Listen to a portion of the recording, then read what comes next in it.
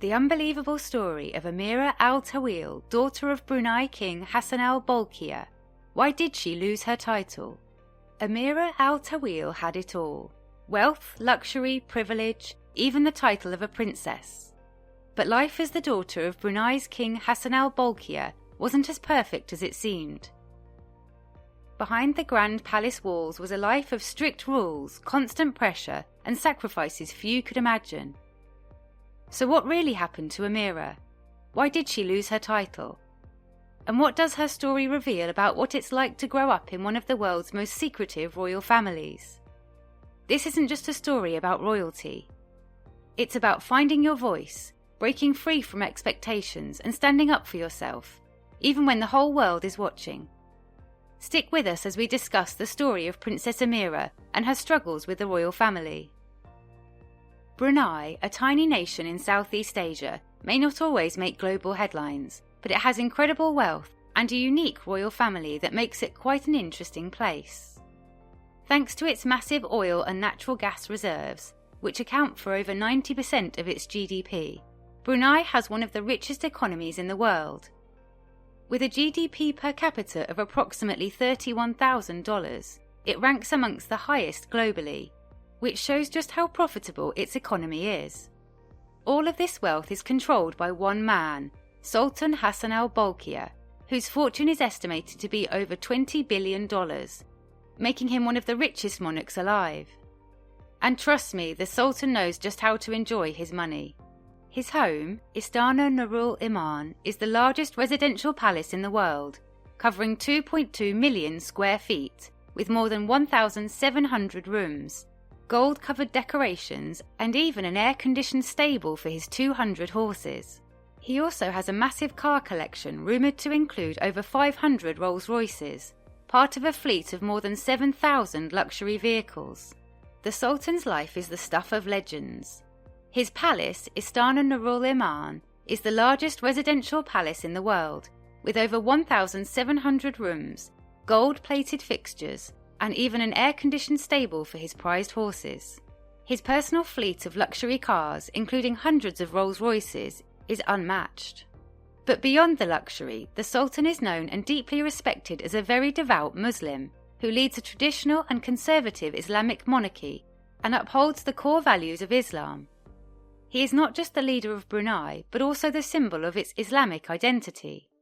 To show how devout he is, Brunei strictly enforces Sharia law, following it to the letter. For the royal family, this means their lives are governed by strict religious and cultural expectations. Stepping out of line is rare, but when it happens, the consequences are often swift and irreversible. This was the world Princess Ameerah al-taweel was born into. A life of unimaginable privilege, but one where every step came with intense pressure and every single action was scrutinised. From her upbringing within the walls of the palace to her public appearances, every moment was carefully planned and orchestrated to fit the script. Born into more luxury than you can imagine, Ameerah grew up surrounded by the unrivalled splendour of the Brunei royal palace. Imagine growing up in the world's most luxurious palace, with sprawling golden halls, rare silk tapestries, and chandeliers made from the world's finest crystals. With a family fortune of $20 billion, she was definitely in the top 1% of the world right from birth. Yet life within the palace was far from a fairy tale. While most children dream freely about their futures, Ameerah's path was planned and laid out for her even before she even understood what it meant. From a young age, she was homeschooled by elite tutors flown in from around the world. Her lessons weren't just in arithmetic or history, but she also took classes in the art of diplomacy, Islamic studies, and court etiquette. Every smile she gave, every bow she performed, and every word she spoke in public was carefully observed and judged.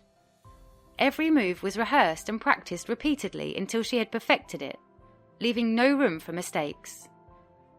For Ameerah, life was less about spontaneity and more about precision.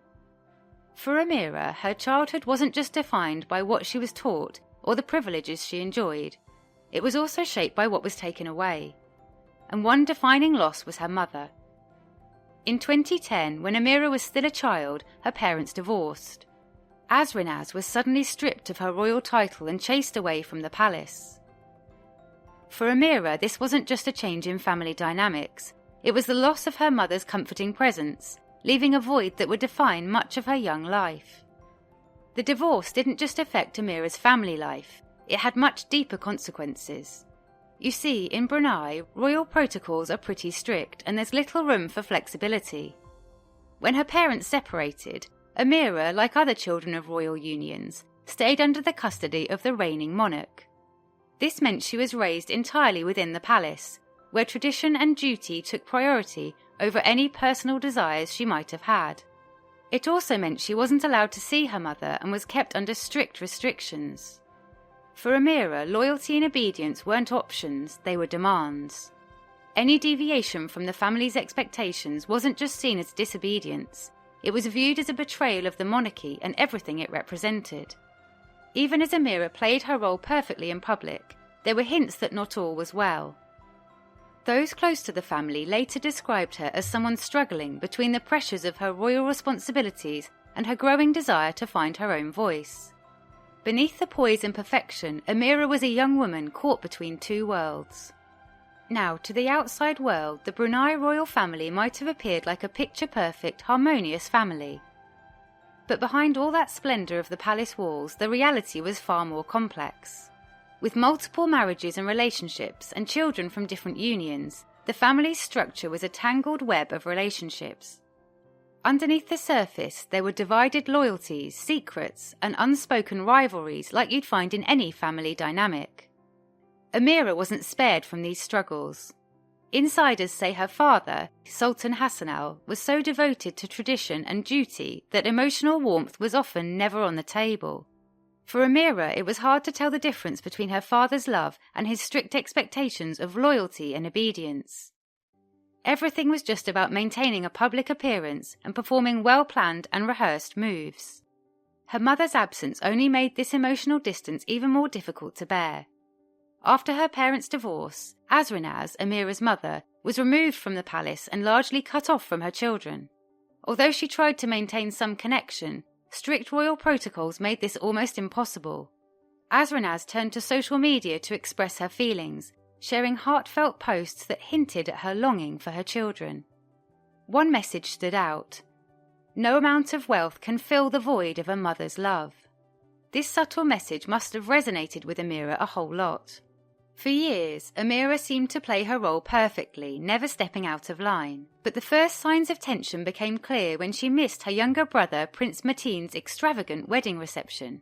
Now, this wasn't just another family gathering. It was a major event attended by dignitaries, royals, and high-profile figures from around the world. Of course, people were going to notice her absence, but Ameerah didn't even care.